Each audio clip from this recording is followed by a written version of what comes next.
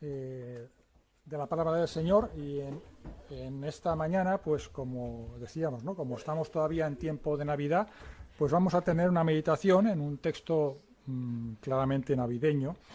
En el texto que encontramos en el evangelista Lucas, el capítulo 1, leeremos los versículos 26 al 38. Lucas 1, 26 al 38. Es el anunciamiento del ángel a María.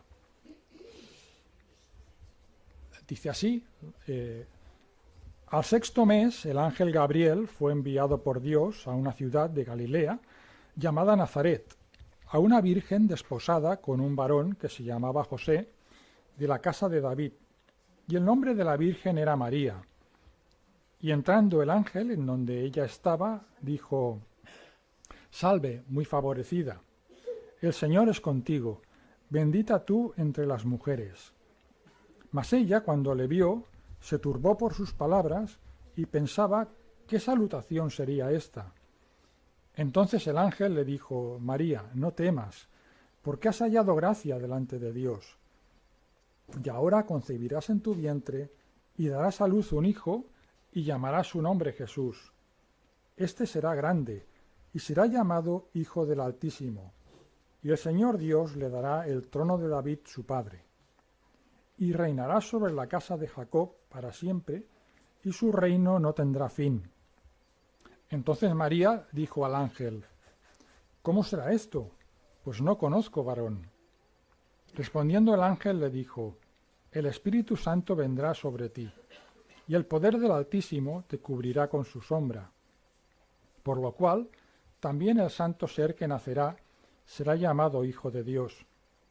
Y he aquí tu parienta Elisabet, ella también ha concebido hijo en su vejez, y este es el sexto mes para ella, la que llamaban estéril, porque nada hay imposible para Dios. Entonces María dijo: He aquí la sierva del Señor, hágase conmigo conforme a tu palabra. Y el ángel se fue de su presencia. El Señor bendiga su palabra.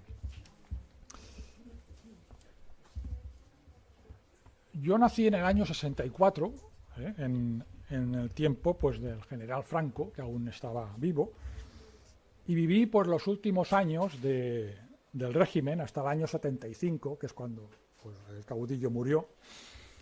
Y yo era un niño, ¿no? Pero yo recuerdo que en aquel tiempo pues ya había cierta tolerancia hacia la Iglesia evangélica, pero aún éramos vistos como una secta, aún la cosa, aún no nos conocían. Y mis padres eran evangélicos y me inscribieron en un colegio privado de allí del barrio de La Torrasa, que era el mismo colegio al que iban mis primos, que también eran evangélicos, y otros niños también de otras religiones, porque en aquel colegio pues respetaban otras creencias y no nos obligaban a rezar al principio de la clase, ni tampoco dábamos asignatura de religión católica. Y yo recuerdo que algunos de mis compañeros del colegio pues me acusaban, nos decían que nosotros los evangélicos no creíamos en la Virgen. Y esto es un tópico que ha durado durante... hoy en día pues hay gente que lo dice, ¿no? Y yo les decía que no, que eso no es cierto, que sí que creemos en la Virgen, pero nosotros no la adoramos ni no tenemos imágenes en la iglesia. Y es que este punto acerca de la Virgen María, pues la verdad es que ha sido una de las doctrinas que nos diferencian de la Iglesia Católica. Y claro, nosotros siempre lo hemos dicho y siempre será así, que para nosotros la Biblia es nuestra única autoridad, y puesto que solamente ella es la palabra de Dios. Y creemos de la Virgen lo que la Biblia dice de la Virgen, pero no podemos creer lo que la Biblia no dice. Mirad, la Iglesia Católica, esto voy a tardar muy poquito, pero tiene establecidos cuatro dogmas en relación con la Virgen. Se conocen como 4, pero quizá podían ser 5. Que son estos: María, Madre de Dios, y mediadora o corredentora, que esto sería doble. El segundo sería su virginidad perpetua, o sea que siempre fue virgen. El tercero es su inmaculada concepción, que significa que nació sin el pecado original. Y el cuarto dogma es la asunción de María, que significa que fue llevada al cielo en cuerpo y alma tras su muerte. Estos son los dogmas acerca de la Iglesia de la Virgen María. Y la cuestión es que ninguno de estos supuestos no tienen base bíblica ni histórica tampoco. Son dogmas que son promulgados por las autoridades eclesiásticas y que fueron aceptados por la Iglesia a lo largo de los siglos. La verdad es que sin que nadie pudiera contrastar si estos hechos eran reales o no. Claro, porque no tenían acceso a las escrituras la gente. Solamente estaba en los monasterios, estaba escrita en latín, la gente no sabía leer, no sabía en latín. Y esto hasta que llegó la época de los reformadores protestantes en el siglo XVI, pues esto siguió así. A partir del siglo XVI empezó a cambiar un poco, porque ya se empezó a traducir la Biblia en otros idiomas, ¿no? Y fue a raíz de este siglo XVI que la Iglesia Católica y los protestantes pues continuaron por caminos separados. Los católicos siguieron aceptando y practicando las tradiciones y los dogmas establecidos por la Iglesia por todo el pasado, todos los siglos pasados, mientras que la Iglesia protestante pues estableció que la única autoridad era la Biblia, la palabra de Dios. Mirad, nosotros los evangélicos pues no tendríamos problema en aceptar esos 4 dogmas que acepta la Iglesia Católica, si estuvieran en la Biblia. Pero el problema es ese, que no están y no solo es así, sino que hay textos clarísimos que afirman todo lo contrario. Y la verdad no me quiero alargar mucho más con esto, pero solamente me gustaría mencionar un par de textos y ya con eso ya lo dejo. Uno lo encontramos en Romanos 5:12. Romanos 5:12, un texto muy conocido que nos dice: por tanto, como el pecado entró en el mundo por un hombre, y por el pecado la muerte, así la muerte pasó a todos los hombres, por cuanto todos pecaron. ¿Qué significa esto? Pues el texto lo dice muy claro, ¿eh? El pecado entró en el mundo por Adán y Eva, que pecaron en el Edén, y ese pecado es como si fuera un gen defectuoso que entró en ellos y que a raíz de ellos pues se traspasó a toda la humanidad, le dice el texto. Y todo el que nace ser humano, por el hecho de nacer ser humano, ya nace con ese gen defectuoso, por decirlo entre comillas, que es el pecado. Y eso pues también incluye a María, que María nació como cualquiera de nosotros, como un ser humano igual que nosotros. En cuanto a la función de mediadora entre Dios y los hombres, pues la Biblia dice muy claramente que solo hay un mediador entre Dios y los hombres, y vamos a leer el texto, que muchos podríamos decirlo de memoria. En primera de Timoteo, capítulo 2, versículo 5, primera de Timoteo 2:5, porque hay un solo Dios y un solo mediador entre Dios y los hombres, Jesucristo, hombre. Solo Jesucristo es mediador. Por lo tanto, no es correcto orar, rezar a la Virgen. Ella está en el cielo y está gozando de la presencia de Dios, pero es una más de los millones de hijos de Dios que están gozando y está esperando el retorno de Cristo y la resurrección de su cuerpo. Mira, esto daría para hablar durante horas, y yo no quiero dedicar más tiempo a este tema y me gustaría ya entrar en materia, en lo que sí lo que sí que podemos aprender de María y en relación con el relato que hemos leído, el relato del anunciamiento del ángel.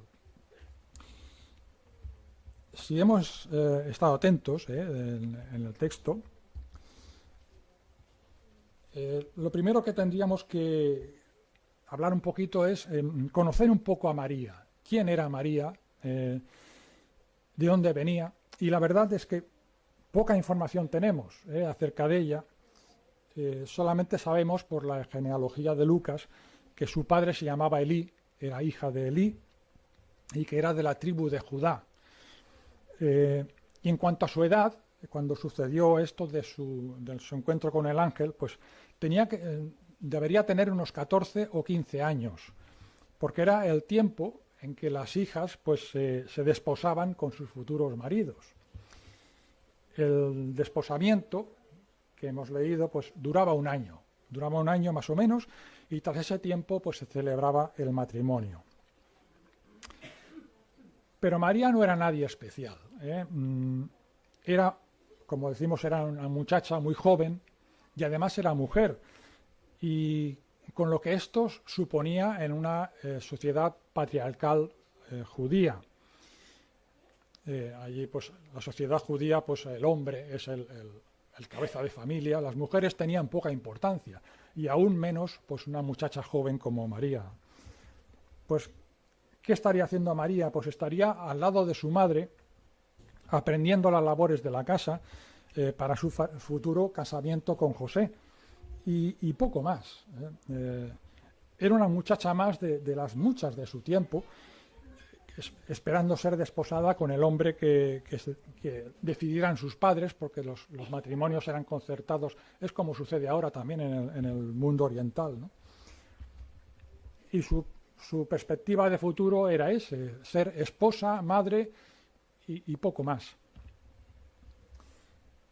Pero en un día cualquiera de su rutinaria vida, pues le sucede algo inaudito. Lo hemos leído, se le aparece un ángel. Y en todos los cuadros, en todas las películas pues, de esta escena, pues se nos muestra a un ángel refulgente y con aspecto de extraterrestre. Pero lo más probable es que seguramente pues, tuviera un aspecto totalmente humano. Y como aquellos ángeles que visitaron a Lot, tenían un aspecto, bueno, eran guapos y tal, pero eran humanos.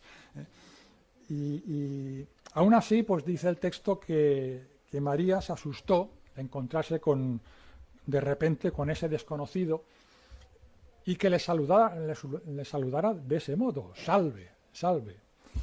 En principio, o sea, para empezar, no era normal que un hombre se dirigiera a una mujer desconocida. En el pueblo judío eso no era normal, y mucho menos a una joven, una muchacha como ella. Y el ángel pues le dice esto, salve María. Salve, en el original griego, es una palabra que expresa, es como un deseo de que tengas gozo y buena salud. Y era más bien una expresión de saludo que se daba a los reyes o a la gente en eminencia. Y es por eso que María se sorprende de que, ¿cómo me dice salve a mí? Si yo soy una muchacha, ¿no? Y no solamente eso, ya el salve, y después lo que viene después. Muy favorecida, el Señor es contigo, bendita tú entre las mujeres. Claro, María, que es una muchacha, pues esto pues le sorprendió completamente, ¿no? Que el Señor pues la había escogido a ella para derramar su favor y su bendición.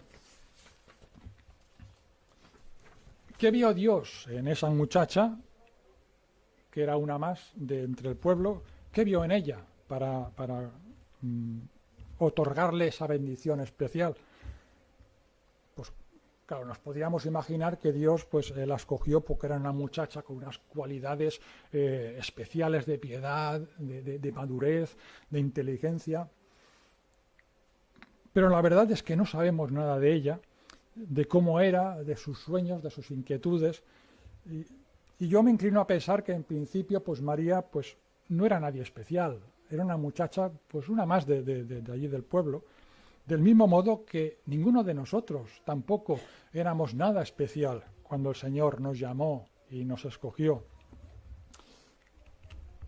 Y en la Biblia encontramos varios casos de personas que fueron escogidas por Dios para ministerios y para misiones especiales, que de entrada a lo mejor nosotros no las hubiéramos escogido. Casos como, por ejemplo, el sacerdote Aarón, que era hermano de Moisés. Sabéis la historia, que él, al poco de ser nombrado por Dios para ser el sacerdote, el sumo sacerdote, pues se dejó llevar por el pueblo para hacer un ídolo en forma de becerro. O Sansón, que no estuvo a la altura del don que había recibido. Espiritualmente dejaba mucho que desear, Sansón, por ejemplo, ¿no? O Salomón, que hemos hablado tanto en estos días pasados, ¿no? Que el Señor los coge para ser rey de Israel, y cómo acabó Salomón, con las mujeres y con el paganismo. Y claro, tenemos que decir, ostras, el Señor se equivocó al escoger estas personas, y está claro que Dios no se equivoca, y sus planes y sus propósitos son eternos, y Él siempre se cumplen esos planes, a pesar de nuestros errores y de nuestra forma de ser. Y en cuanto a nosotros, pues también un día Dios nos escogió y nos salvó de la condenación por medio de Jesucristo. Y la pregunta es la misma, pues ¿qué vio Dios en mí? Hasta que es posible que conozcamos personas en nuestro entorno que dices, ¿cómo es posible que esta persona, si es mejor que yo, si tiene mejores sentimientos, pero no son salvos, no creen en Cristo, ¿no? Pero si ha sucedido, si el Señor nos ha salvado, si nos ha escogido, pues ¿qué espera de nosotros? Que perseveremos hasta el final, porque Dios no nos lo da todo hecho, y no espera que seamos perfectos. Y en el camino pues van a haber tentaciones y van a haber pruebas. Y hasta puede que caigamos en alguna ocasión como estos casos que hemos comentado, ¿no? Y yo estoy seguro que María pues también tendría sus momentos de duda y de pruebas, pues como cualquier ser humano. Pero María, nos dice el texto, que ella tuvo el privilegio de encontrar la gracia de Dios. Como dice el versículo 30, fijaros el versículo 30 de nuestro texto, el ángel le dijo, María, no temas, porque has hallado gracia delante de Dios. Y no es que ella estuviera llena de gracia propia, sino que la encontró en Dios, que es el dador de toda la gracia. Y eso mismo nos ha pasado a nosotros. Fuimos receptores de la gracia de Cristo, y por Él hemos llegado a alcanzar la salvación. ¿Y qué podemos añadir a esto? Pues tenemos que estar infinitamente agradecidos a Dios, que escogiera a gente como nosotros. Cada uno nos conocemos a nosotros mismos y decimos, ¿cómo es posible que el Señor me escogiera a mí? Pues tenemos que estar infinitamente agradecidos a Él, y que nos ayude en este proceso de santificación, porque nos caeremos, nos levantaremos, pero tenemos que dar las gracias a Dios porque tenemos la vida eterna asegurada gracias al sacrificio de Cristo. Seguimos con nuestro texto, y a continuación el ángel le revela ese plan especial que Dios ha diseñado para ella, que es concebir y dar a luz al Hijo de Dios hecho hombre. Y el ángel pues le da una serie de títulos en el versículo 32 acerca de ese niño que va a concebir en su vientre. Este será grande, están en el versículo 32, esos títulos. No deja lugar a dudas de que ese ser que va a concebir en su vientre pues se trata del rey Mesías que estaba profetizado en el Antiguo Testamento. Y era un orgullo, suponer el ser la madre de ese rey de Israel. Pero seguramente María, en ese primer momento ella no asumió todos esos títulos que seguramente la abrumaron, no terminó de entenderlo, pero ahora su preocupación era otra, era que no había estado con ningún hombre, y además estaba reservada para casarse con José, por lo cual ella debía de mantenerse virgen. Y el ángel me está diciendo que voy a tener un hijo, pues, y algo ahí pues no casaba, ¿no? Entonces el ángel le revela que la concepción en su vientre va a ser sin intervención de hombre, sino que va a ser intervención divina, por medio del Espíritu Santo. El Espíritu Santo será el que introduzca en su seno y haga germinar ese embrión que será el Hijo de Dios. Y para que no le quepa duda de lo que va a suceder, el ángel le da una señal, la señal, otro milagro de concepción que va a suceder en el mismo tiempo, en este caso pues de su prima Elizabeth, una mujer que era anciana, que era estéril toda su vida. Pues un milagro similar, o sea, nos recuerda mucho al milagro de Sara, la mujer de Abraham, que también era anciana, y que el Señor también le dio un hijo en su ancianidad. Y para confirmar todo esto, pues el ángel Gabriel le repite lo mismo que le dijo a Abraham, porque para Dios no hay nada imposible. Jesús repitió varias veces esta frase de que no hay nada imposible para Dios. Y cuántas veces nosotros nos hemos apoyado en esa realidad, ¿no? Es cierto, es realmente cierto, para Dios no hay nada difícil ni hay nada imposible.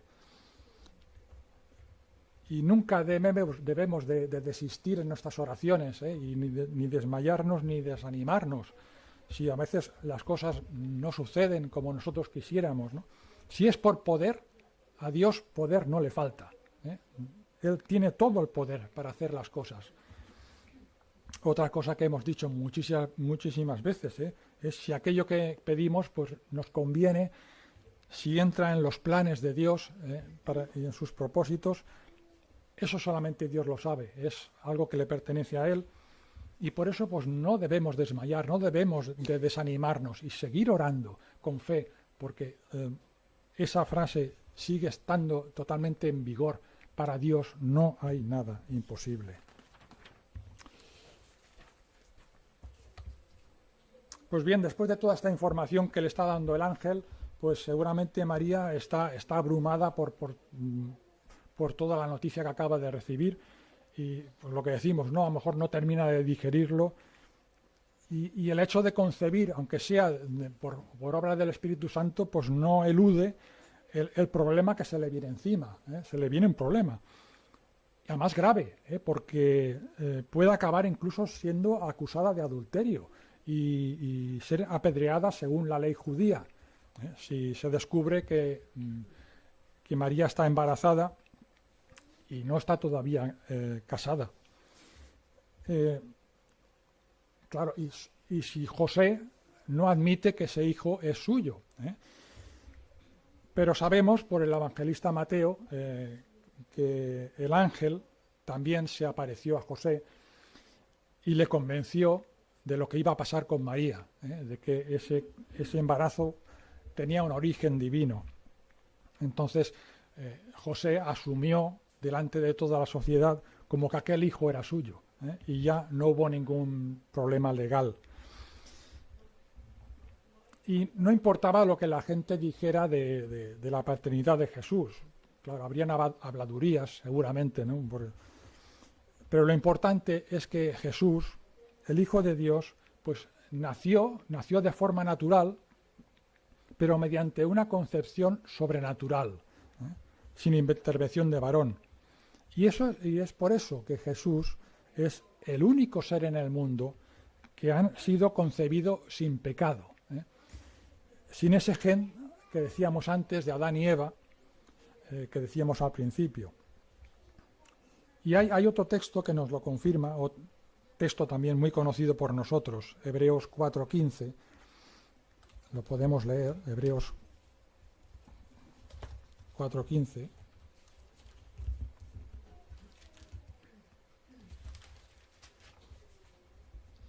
porque no tenemos un sumo sacerdote que no pueda compadecerse de nuestras debilidades, sino uno que fue tentado en todo según nuestra semejanza, pero sin pecado.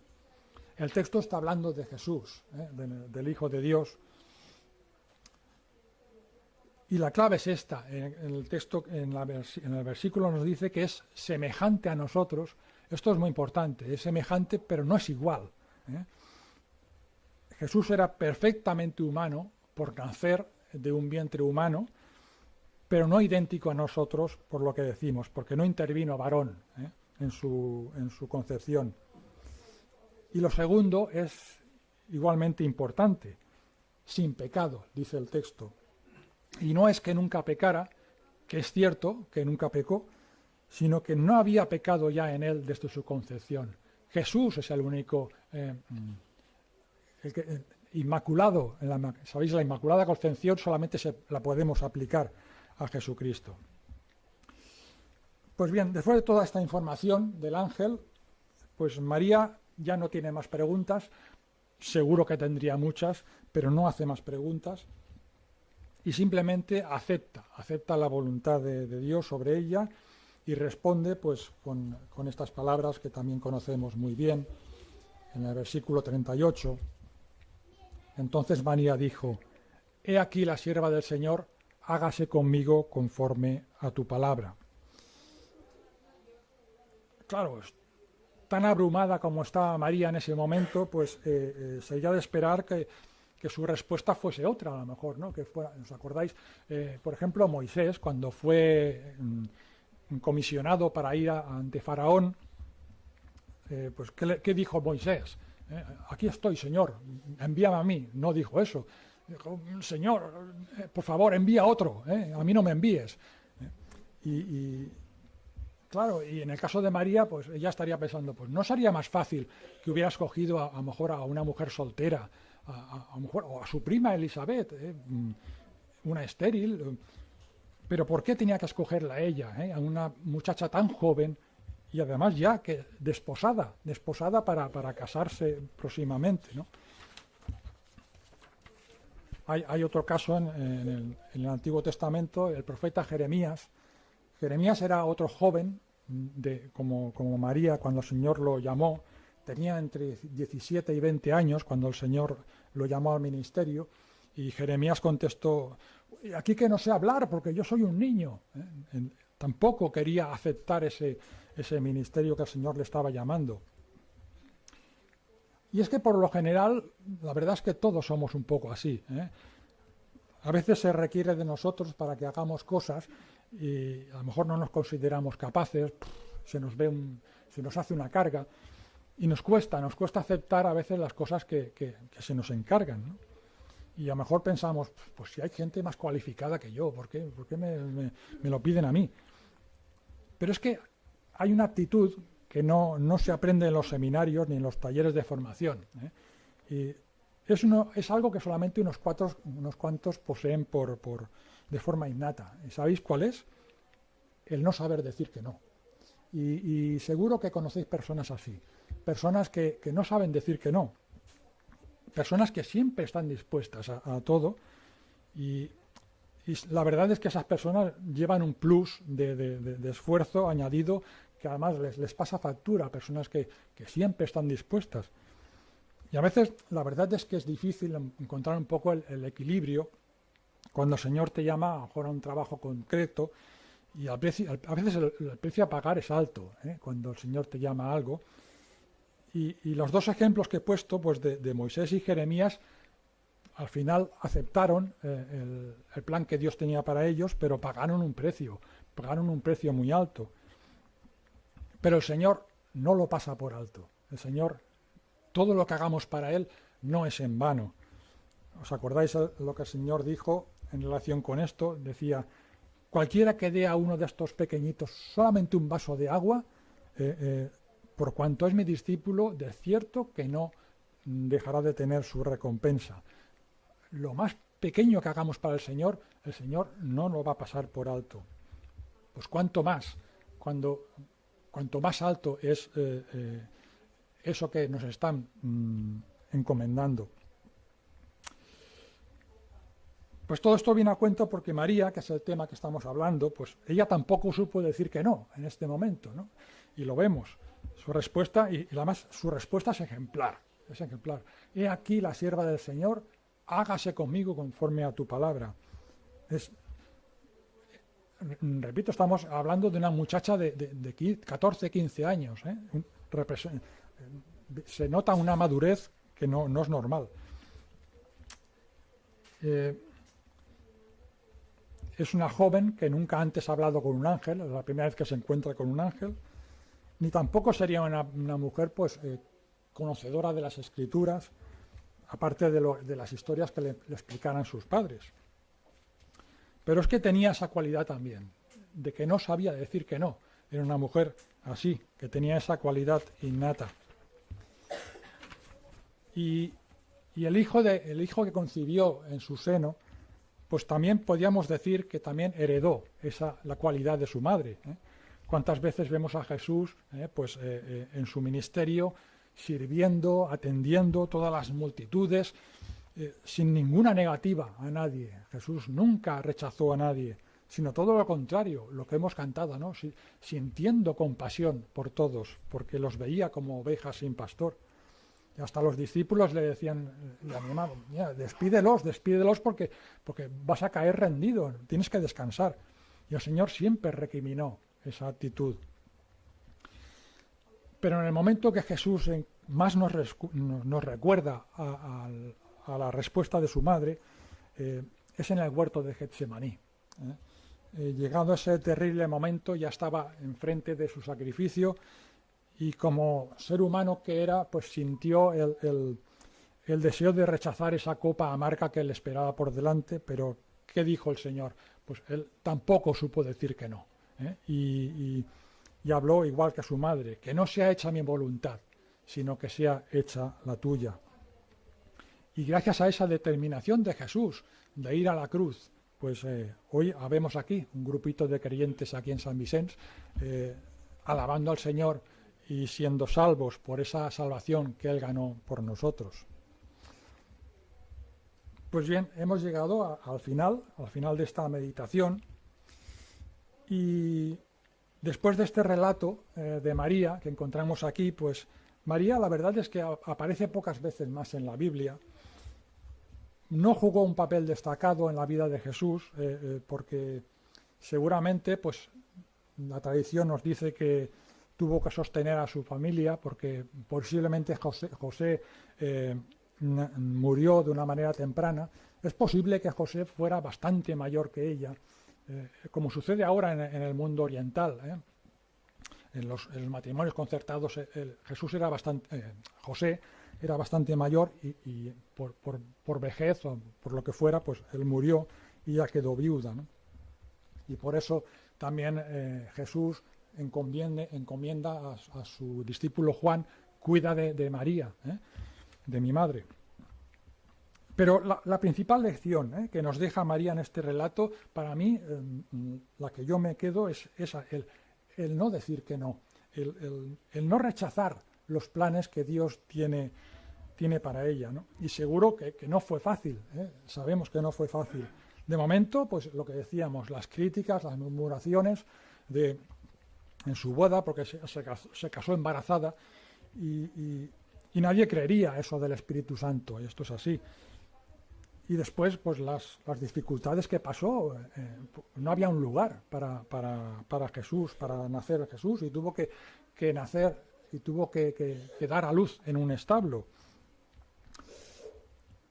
Pero ella también tenía una actitud que también es digno de imitar, y que se repite por 2 veces, en 2 momentos diferentes de su vida, que dice que ella guardaba todas esas cosas y las meditaba en su corazón. 2 veces se nos dice, ¿no? Ante las cosas que el ángel, todos los sucesos, los pastores adorando, ella se quedaba con eso en su corazón y lo meditaba. Era una persona, entendemos que era una persona prudente, de pocas palabras y de más reflexión, ¿no? Pues que podamos también nosotros pues guardar todas estas cosas en nuestro corazón también como María, que podamos aprender de ella, ¿no? Su disposición para cumplir los planes que Dios tenga con nosotros, y que no nos amedrente el coste ni las dificultades, porque el Señor ha prometido que estará con nosotros por siempre. Y lo que hemos dicho, que nada de lo que hacemos para Él es en vano. Y nada más, y que el Señor nos bendiga. Me gustaría que viéramos un vídeo, porque es que justamente del texto que acabamos de meditar, para terminar la predicación.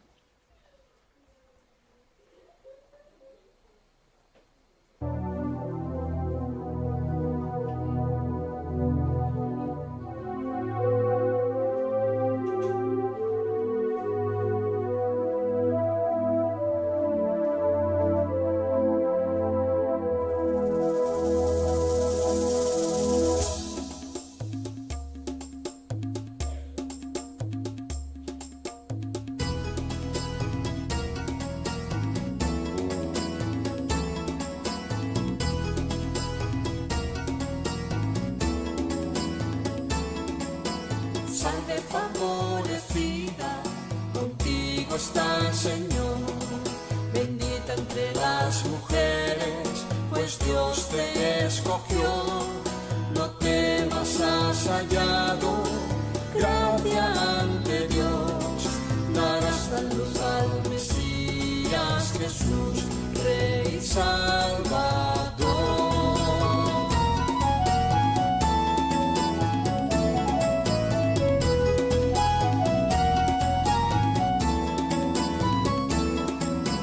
Salve favorecida, contigo está el Señor, bendita entre las mujeres, pues Dios te escogió. No temas, has hallado gracia ante Dios, darás a luz al Mesías Jesús, Rey y Salvador. Grande será su nombre, Altísimo Señor, que se sentará en el trono de David su antecesor. Rey de Israel por siempre, de la casa de Jacob, y por siglos y siglos Él es el eterno Dios.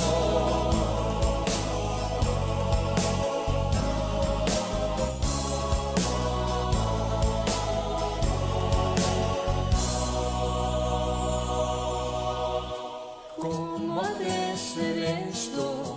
María le preguntó. ¿Cómo he de ser madre si no conozco varón? Por obra del Espíritu su sombra te cubrirá, y el ser que en ti se forme santo de Dios será.